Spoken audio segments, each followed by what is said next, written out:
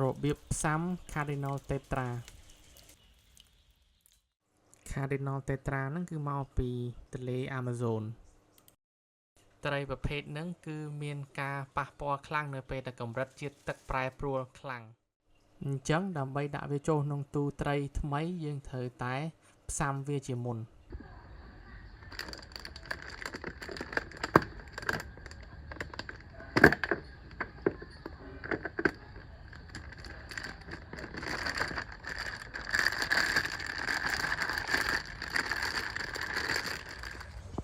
ដើម្បីផ្សំត្រីហ្នឹងយើងត្រូវដាក់ទឹកចូលបន្តិច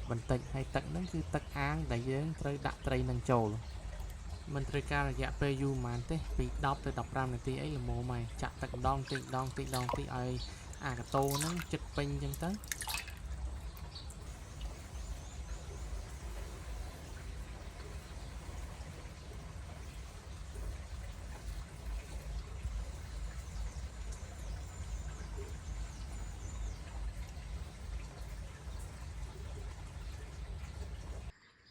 ចំណុចសំខាន់មួយទៀតគឺអាងត្រីដែលយើងត្រូវដាក់ត្រីនឹងចូលហ្នឹងគឺទឹកហ្នឹងធ្វើម៉េចទុកវាឲ្យបាន3ទៅ1អាទិត្យ